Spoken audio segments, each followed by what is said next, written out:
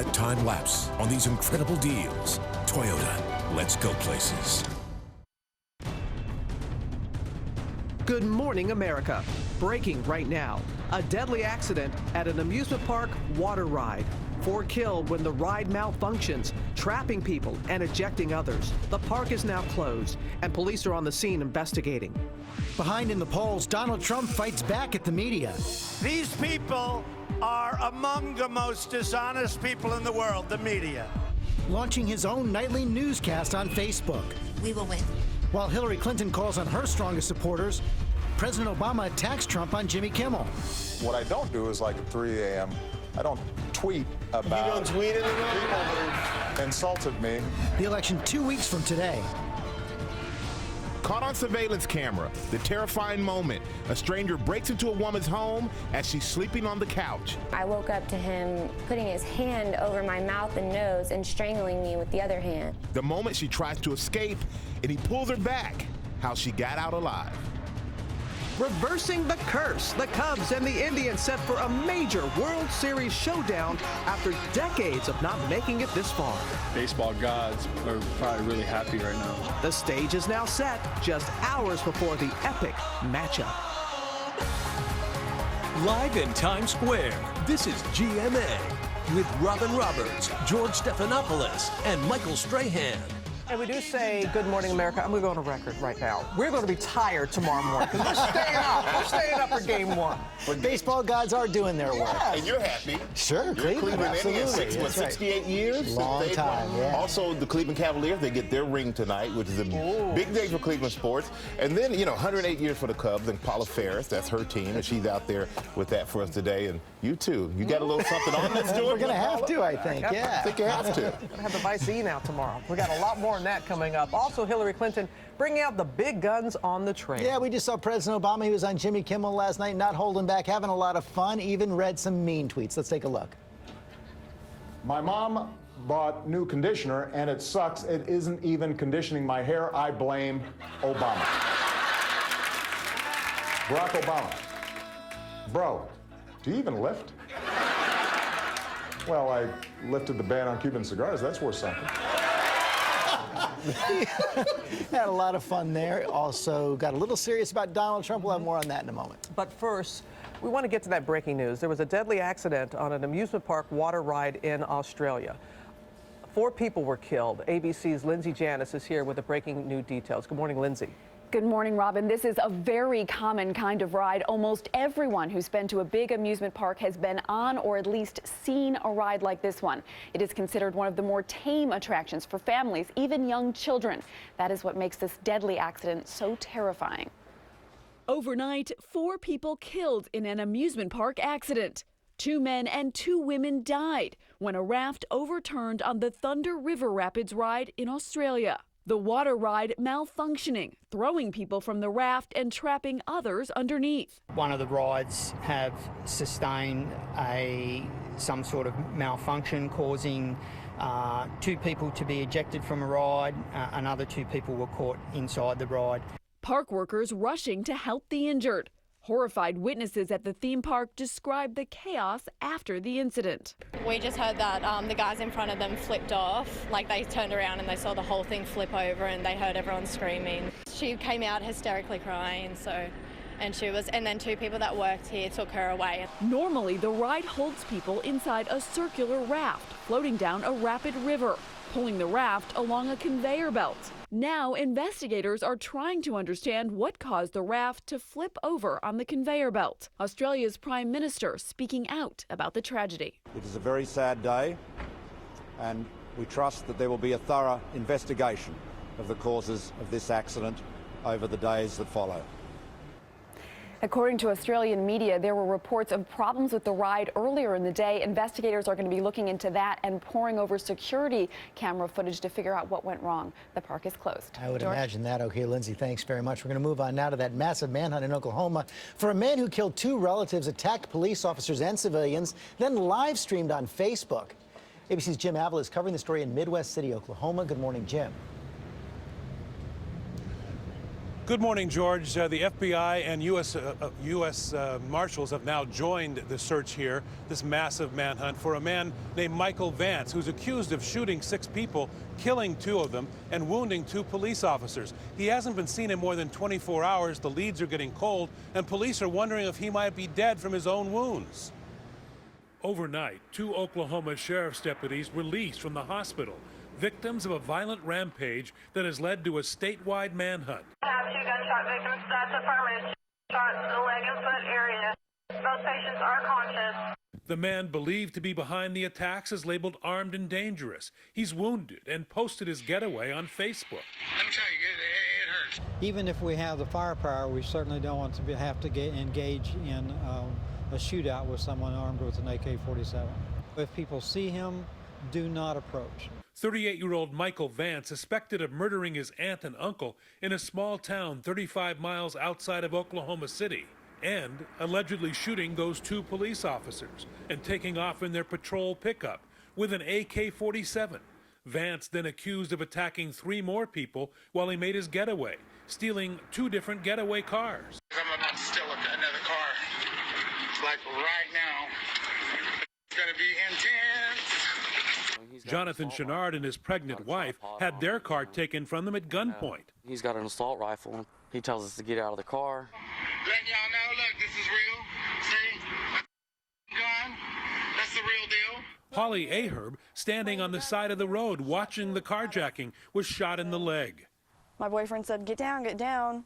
So I got down, but I had already been shot. Vance displayed his own injuries on Facebook.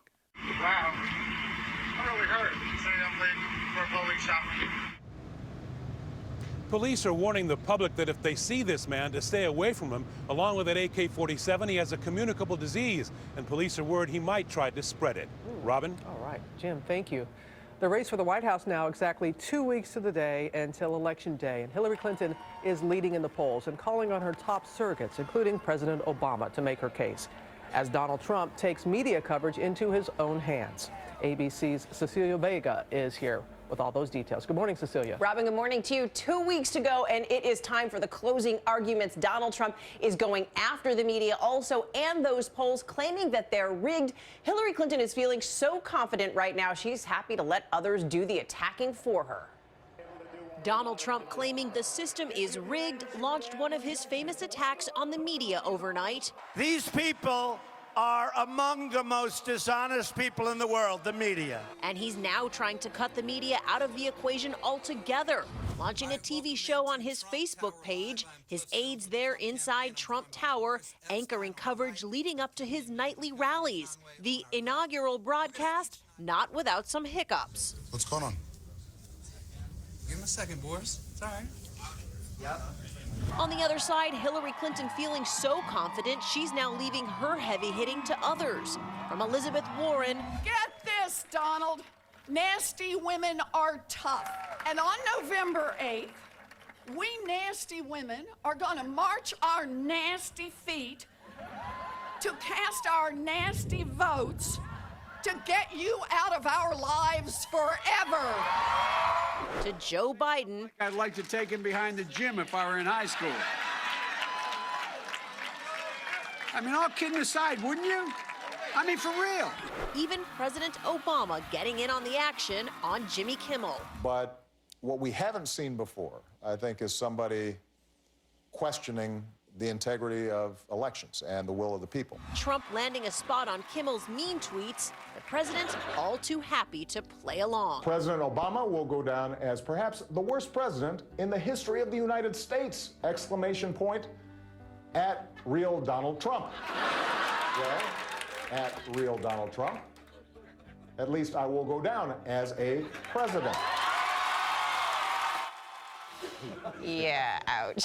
So Clinton is now feeling so confident. She's not just campaigning for her own win on the top of the ticket, but also for down ballot candidates, too. Both Clinton and Trump are in that also important battleground of Florida today, where Clinton has a lead in the polls, George, and voting is already underway there. Okay, Cecilia, let's dig into those polls right now. Our latest tracking poll out this morning shows Clinton holding that 12-point lead over Trump. I want to bring in John Carl to talk about where things stand. And John, Clinton is really solidifying her hold on the race right now. Absolutely, especially state by state where it really matters. Our partners at 538 now give Hillary Clinton nearly 84% chance of winning the election. And George, to understand why, take a look at our ABC News race ratings. Of course, the red states are those that are advantage Donald Trump. Blue states advantage Hillary Clinton. Right now, just in the states where Hillary Clinton is already leading, she gets to 308 electoral votes. That's more than enough to win the presidency. Of course, it's possible that there's a massive shift that changes everything across the board. But absent that, let's look at what the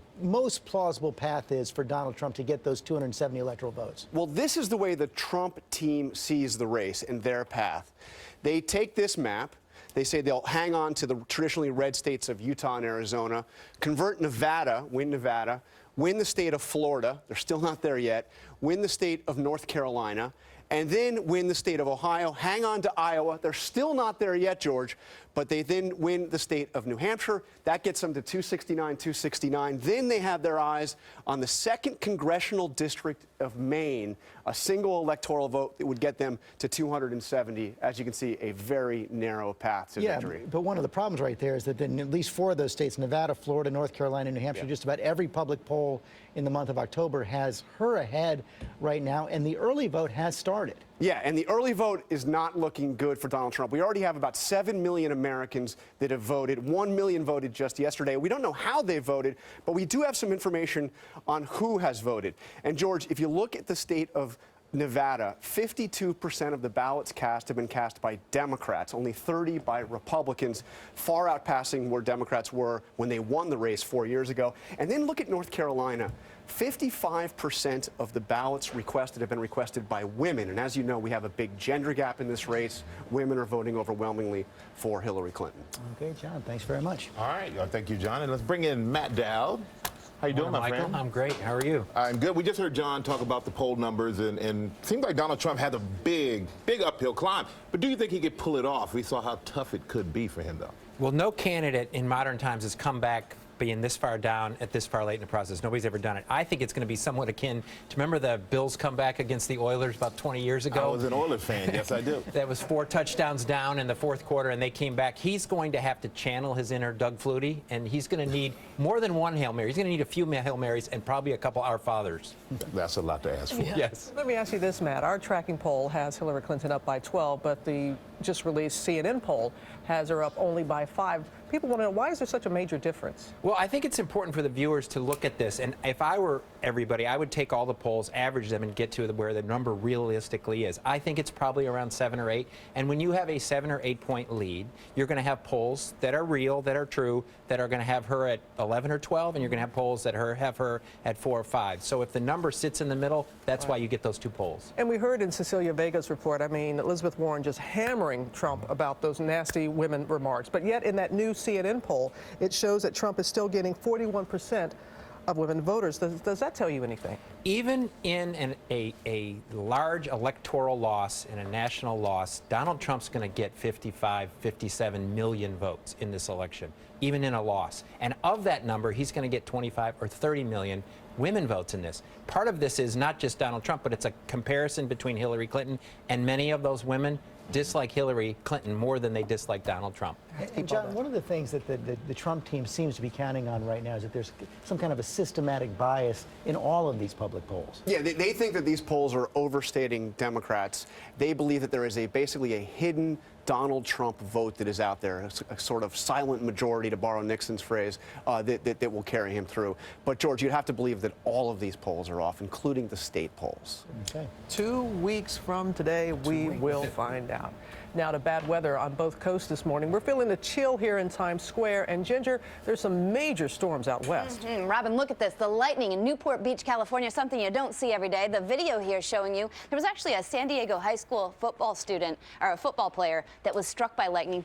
Thankfully, he is okay this morning. And that was just the first storm. There's another storm on the way, so that's the one that already went through. This one will impact parts of Central and Southern California by Thursday into Friday. Look at some of those storms at 4 a.m. You could see mudslides in some of the burn areas. And a quick look, Robin, at that freeze watch and frost advisory goes all the way from Virginia up to Massachusetts. Oh, boy, we're going to keep an eye on that. I know you will, Ginger. Thank you. Now let's go to Amy with the morning's other top stories, starting with a controversy over soldiers' bonuses. That's right, and we have new details after the Pentagon ordered some veterans to pay back the bonuses they received for serving in Iraq and Afghanistan. Members of Congress say they're outraged, but the LA Times reports the California National Guard told lawmakers about this issue 2 years ago, and Congress did nothing about it. Thousands of soldiers have now been ordered to repay the money because a National Guard official handed out payments the soldiers didn't qualify for. Well, militants have launched a 4-hour attack on a police academy in Pakistan. At least 59 cadets and guards have been killed at the facility in Quetta near the Afghan border. ISIS and the Pakistani Taliban have claimed responsibility. And back here in this country, 4 teenagers are under arrest in Philadelphia after a string of random attacks on the campus of Temple University. Surveillance video showing there a mob of up to 200 people assaulting and robbing students after they couldn't get into a local theater on Friday. Well, get ready for some sticker shock if you're looking into the price of Obamacare plans. The average premiums are expected to rise by 25% next year. Many consumers will also be limited to choosing plans from just one provider. And finally, you don't want to see this on your commute, and we certainly don't suggest you doing what this man did. He chased after his car. Look at him on the freeway. He had pulled over but forgot to use the parking brake. If not for a sign that eventually stops the car from rolling, this could have been a lot worse. And of course, those drivers, thankfully, slowed down. But there he is, look, still running after his car. The other drivers were able to avoid hitting him, thank goodness. But I don't know what he thought he was going to do. Did he think he was going to catch the car? He's been watching a lot of movies. You know, you somehow get in and you stop the car. Let's just say he wasn't thinking. He wasn't thinking, and thankfully he's here to still think, though. That was from the thinking of the other drivers. That is point there. Thank you. I appreciate that, Amy. Now, all eyes are on Cleveland tonight. The Indians are hosting Game 1 of the World Series against the Cubs, and right across the street, the Cavaliers are getting their NBA championship ring. Our Cubs super fan, Paula Fair, she's there in the middle of all of the chaos. So good morning to you, Paula. Good morning, Michael. You know, that ring ceremony you mentioned is happening right here at Quicken Loans Arena, which is honestly just steps away from Progressive Field, where they're going to be playing Game 1 of the World Series tonight. They've even changed the start times to accommodate fans, and Cleveland fans feeling the winds of change finally blowing in their favor. Tonight begins the tale of two cities, two teams in the best of times after decades of the worst of times. Baseball gods are saying about this matchup. The baseball gods are probably really happy right now. The Chicago Cubs and the Cleveland Indians both hoping to break their curses and taking extra precaution. You want to wear the same underwear. You don't want to have to change your underwear out. I mean, you wash it, but... The Cubs, dubbed the lovable losers, haven't won the World Series since 1908. But Cleveland fans say Chicago might be getting a bit greedy. In the past 50 years, Chicago has won 11 major sports championships. Cleveland, only one. Cleveland is a city of champions once again. And that was just a couple of months ago when the Cavaliers finally broke that losing streak. Stephen King even tweeting, "Enough with the Cubs. How about some love for the Cleveland Indians? Go Tribe." Cleveland essentially has been universally mocked as the mistake by the lake. Even movies like Major League poking fun at the Indians. Every newspaper in the country has picked us to finish last. But now, a renewed feeling of possibility. While much of America is pulling for the Cubs, you have George Stephanopoulos on your side. I'll take it for sure. Okay, so we mentioned that movie Major League. Cleveland fans were pushing for Charlie Sheen to dress up as his character Wild Thing and throw out the first pitch. He said he would be honored if asked, but just last night said he wouldn't be able to make it. So guys, I got to say, George, start warming it up. They might be calling upon the lefty. I'm ready, but you know, Coco's real answer was, who is he? But the thing is, I don't care how many games you win, you change your underwear. Yeah. Always do that. Let's go to Ginger. Michael, decent tonight weather-wise, not as great tomorrow. Your local weather in 30 seconds. First, though, the Tuesday trivia brought to you by Gain Flings. Why am I so devastated? Lee Handsome? I'm in a fragrance ad, and my sweetheart's gone sayonara. This scarf, all that's left to remember. What? She wants this like a month ago. How's the guy supposed to move on? The long-lasting scent of Gain Flings. Temperatures today will be significantly lower, looking like one of the coolest days that we have seen around here in months. 60 degrees, that's it for a high temperature today. Sunshine, yes, but still